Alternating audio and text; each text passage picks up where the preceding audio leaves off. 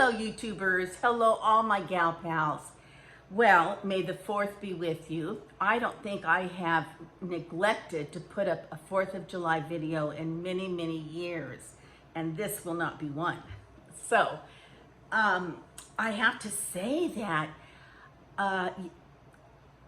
there have been fireworks going off since probably, I'm looking at the clock, it's a little after, it's 10:02 p.m. here right now. There have been fireworks going off since about 5. And let me tell you, there are parties going on. Well, you can, it's a constant, poo, pow, pow, pow, pow, pow, pow, going on. And I did go out in the backyard and I can see like the sky is light where the fireworks are going off. They're just going off at people's homes and their backyards. Where I live in Indio, but like 2 miles away, or actually some people say it's like kind of across the street from Trilogy, is considered Coachella. Coachella Music Festival. Yeah, that totally makes sense. So Coachella is very much of a rural community, farming, citrus. If just down the street, if I take my car and drive down the street, I can see people actually like picking or collecting the fruit from the trees or from the ground. And I can see the plots of land that have been graded and ready for, that are mature and ready for the crops to be picked.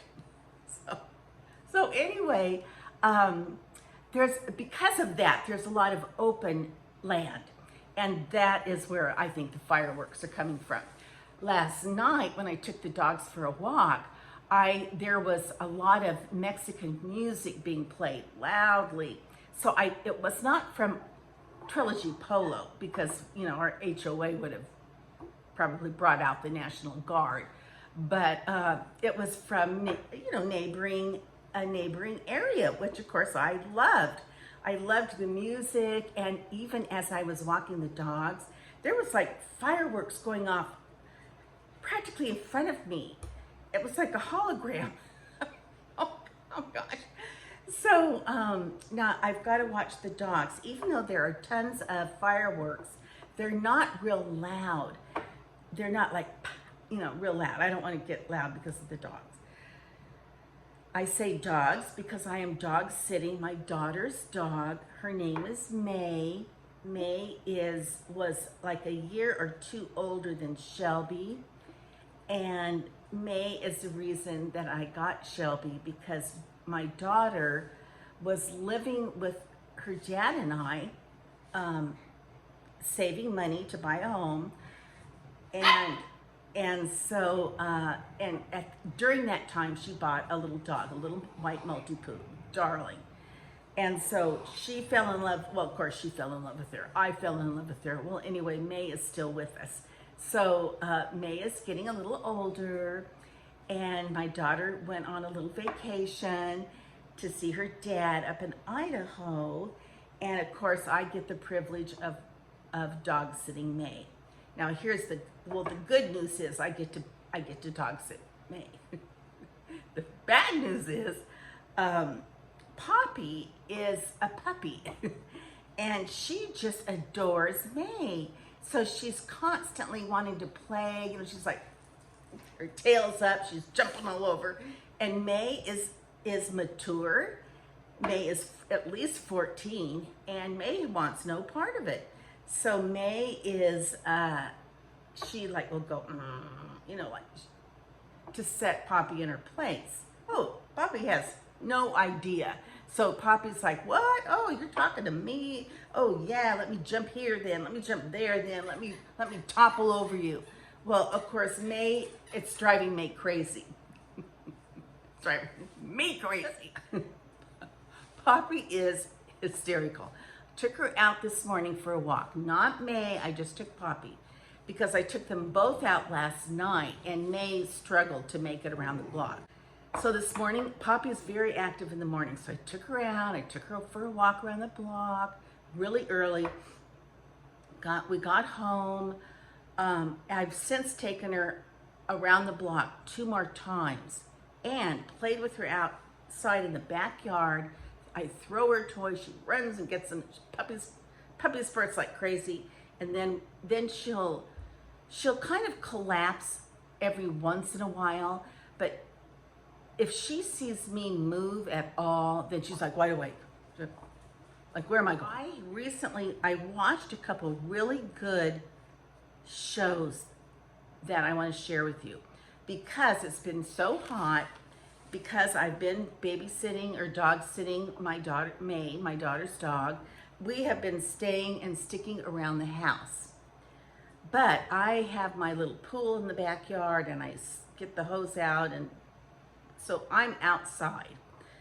Everyone, I get kind of hot inside, claustrophobic, go back out in the patio and the backyard and come back in and watch a movie. So one of the movies that I saw, I have about 3 things I want to share with you that are really good. One of them is a Netflix called Queen, and it is 4 episodes, and it is about, of course I can't give it away, but it is about a man named Sylvester, and he's a tailor. He makes custom-made men's suits in Paris.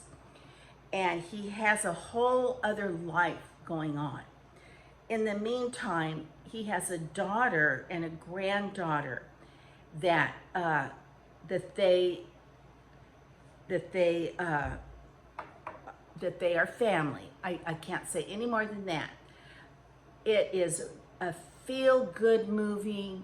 It's really, really fun. It's very, very good. So anyway, it's on Netflix and it's called Queen. It's not the rock band Queen. It's a 4-episode series, Queen. Okay. Another one is I watched today called The Offer. Now, The Offer was very good, and it has Tom Hanks' son is one of the people in it. And I'm trying to think anybody that we would know. I don't think so, but it's about how if you were alive, most likely you were if you're near my age, when the book The Godfather came out, the fictional novel The Godfather, then you will love this series called The Offer. It's all about how, remember Robert Blake? He was married to Ally McGraw, and he produced The Love Story, and he produced several other big movie box office, good movies. Well, anyway, it's that era, and it's about who and how, and the whole mechanics behind getting a movie made, a movie called The Godfather. What they went through, what the producers, what the writers, Mario Puzo, what they had to go through to get this movie up was unbelievable. So this series on Prime, Amazon Prime, called The Offer. You will love it. It's very interesting. Okay, that's all I can say. And let's see. Okay, another very good movie, and I can't tell you if it's either on Netflix or Amazon Prime, but it's called Taking Sides, and it's very thought-provoking. It has excellent acting. Taking Sides has to do with the Americans interviewing this one man, Wilhelm Furtwängler, who was a very renowned conductor for the Berlin Philharmonic. In fact, before or right when the World War II started, America asked him to come to America to be one of our conductors, and he said no, which was part of his case that worked against him. So I don't know. It's all about how Wilhelm justified that he stayed in Germany because he was German and he loved Germany. That was his country. That's where he was born. That was his fatherland. On the other hand, did he, and how often did he, how much did he contribute to the Nazis and to the whole Jewish Holocaust? And so he was definitely beloved by Hitler, and Goebbels and Goering. They loved him, and Hitler was so one of the nuggets in this movie is that when Hitler turned whatever 40 or whatever age, he had a special birthday, and he wanted Wilhelm to be the conductor at his birthday party. And so that has a lot to do with the movie, and them proving that Wilhelm was a Nazi sympathizer or whether he was not. It's very interesting. So I recommend Taking Sides, and I'm not sure where, if it's either Netflix or Amazon Prime. Just a little quick history lesson on the 4th of July. The formal Declaration of Independence from colonial rule was given and decided on by the Second Continental Congress. They adopted the final version of the Declaration of Independence on July 4th, 1776. All right, so we decided and we wrote as Americans the Declaration of Independence. Then we had to fight for our independence. The Declaration of Independence was not written after we won the American Revolution. We wrote it as Americans. We declared our independence as Americans, and then Great Britain said, "Oh no, you're not," and we said, "Oh yes, we are." And then we fought for it, and so then that was the American Revolution. Now, before we were known as the United States of America, we were called the United Colonies. And let's see, I learned that that Philadelphia kicked off Independence Day. They adjourned Congress and celebrated the 4th of July with bells, bonfires, and fireworks. And that was on July 4th, 1777. Now, three of the signers of our Declaration of Independence died on July 4th. John Adams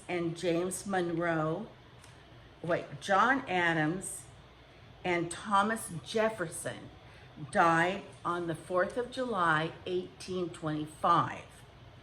James Monroe died on the 4th of July, 1831. Isn't that just bizarre?